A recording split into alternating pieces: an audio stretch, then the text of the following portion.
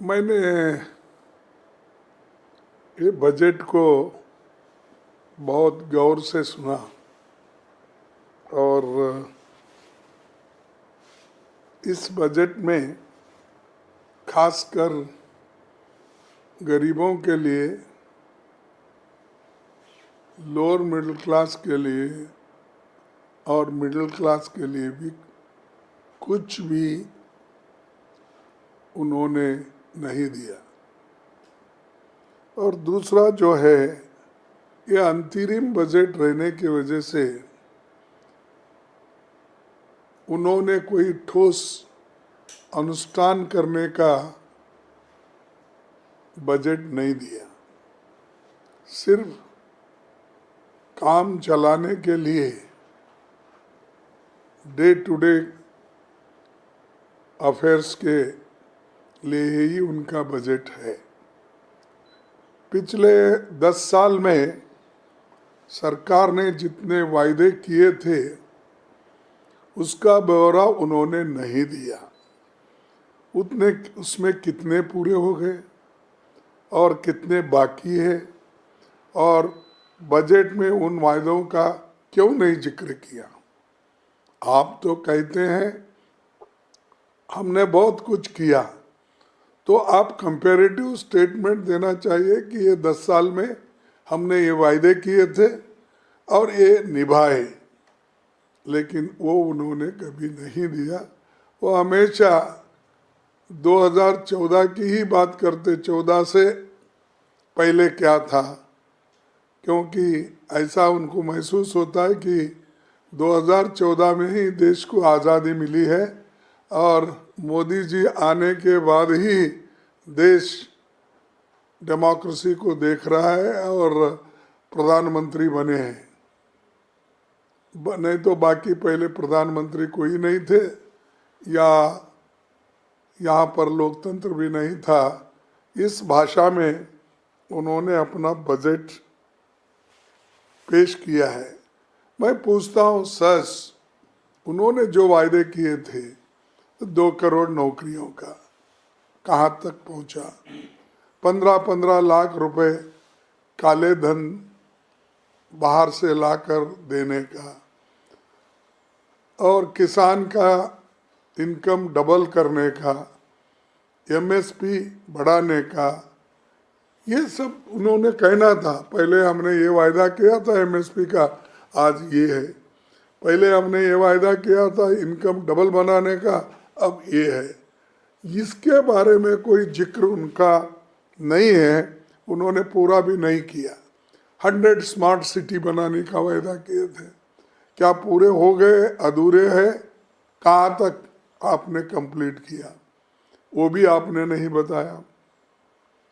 उसके बाद मैं और एक आपको इम्पोर्टेंट चीज़ बताना चाहता हूँ कि यूपीए के दौरान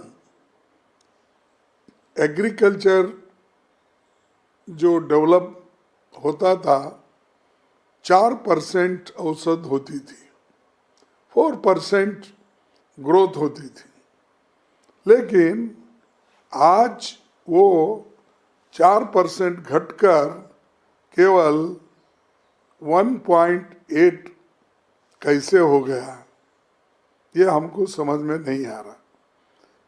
कृषि का विकास दर 4.6 था, वो इस साल 1.8 है।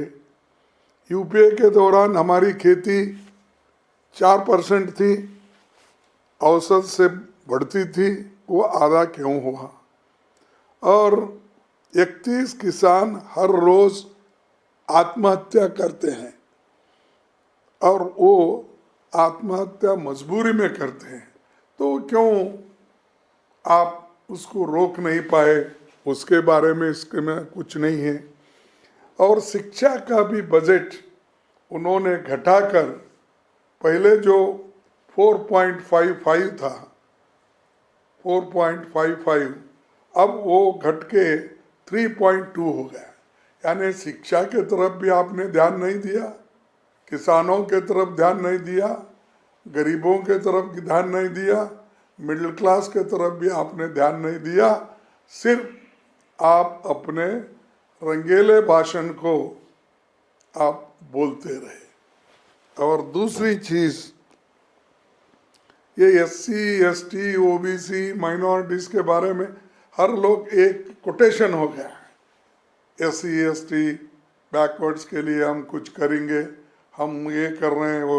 अरे है सो उनका बजट रिलीज नहीं हो रहा है, उसकी स्कॉलरशिप रिलीज नहीं हो रही है, उनके बच्चे अब जो पढ़ रहे हैं उनको ये दिक्कत है कि हॉस्टल का पैसा उनको नहीं मिल रहा है पोस्ट ग्रेजुएशन का, तो वो बच्चे पढ़ेंगे कैसा?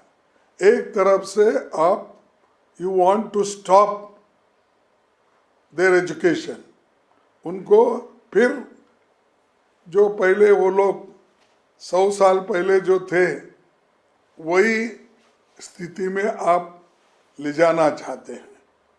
तो इसीलिए मैं ये कहता हूँ कि ये बजट में कुछ भी नहीं है और इसके हर क्षेत्र में गिरावट आई है। रक्षा क्षेत्र में भी गिरावट है। सालाना, ये तो मैंने कहा 2 करोड़ नौकरियों का, वो तो रोज पर रोज अनएम्प्लॉयमेंट बढ़ते जा रही है। और आज जो GST है वस्तुओं पर 5% से 18% GST फिर क्यों लगाया? ये गरीबों के लिए जो वस्तु थे एसेंशियल कमोडिटीज, वो एसेंशियल कमोडिटीज के ऊपर लगाया आपने। आटा हो, दाल हो, चावल हो, तेल हो, सब्जियां, यानी हर चीज़ की कीमतें तो बढ़ रही हैं और वो भी आप उसमें भी आपने ज़रूरी वस्तुओं पे भी घटाया नहीं। और तीसरी चीज़, आम आदमी का इनकम कहाँ बढ़ा? ये जो दावा करते हैं कि आम आदमी का इनकम बढ़ गया, कहाँ बढ़ गया? इन्फ्लेशन तो इतना है और आम आदमी की इनकम आप 10 रुपये भी अगर बढ़ाएंगे तो यहाँ जरूरी वस्तुओं में उसको 20 रुपये डालना पड़ता है। तो ये जो है, ये रूरल वेजेस घट रहे हैं, इंडेक्स के तहत उनको नहीं मिल रहा है, नरेगा के काम भी बंद हो गए। 100 दिन देने का आपका वायदा था, वो घटकर आज आ गया 17-18 दिन काम करने का, क्योंकि आप पैसे ही नहीं रिलीज करते। आप कहते हैं कि खर्च नहीं हो रहा इसलिए हम नहीं दिए। तो अरे आप पैसे रिलीज करते गए तो ही वो मिलता। और आधार बेस्ड काम करने से, इसको लिंक करने से आज गरीब परेशान है, क्योंकि कहीं जंगल में रहते हैं ट्राइबल लोग, SC ST के लोग, कहीं अपने गांव के बाहर रहते, उनको कोई मालूम ही नहीं होता कि आधार कार्ड ये लेना इसके साथ या ले जाना। तो उसके बहुत से चीज़ें ऐसे हैं गांव में, प्रेशर में किसी को दे देते हैं कि कोई सामान खरीदने के लिए, फिर वो पैसे देकर गिरवी रख के वो वापिस लेते हैं। तो ऐसी चीज़ें बहुत है। और वो कह रहे हैं कि 10 साल UPA का, 10 साल जो है NDA का कंपैरेटिव वाइट पेपर वो देना चाहते हैं। अरे वाइट पेपर क्या, हमारे सवाल के जवाब दो ना। 2 करोड़ नौकरियों का, किसानों का, अनएम्प्लॉयमेंट का, इन्फ्लेशन का, यही तुम्हारे आपका मालूम होता है। सवाल देने का, पेट्रोल का पहले क्या था, डीजल पहले क्या था, क्रूड ऑयल की प्राइस पहले क्या थी, गैस केरोसिन की क्या प्राइस थी। अरे इसमें आप बोल सकते हो, वो सब छोड़ के हम 10 साल का, ये कंपटीशन क्या सिर्फ UPA और NDA का है क्या?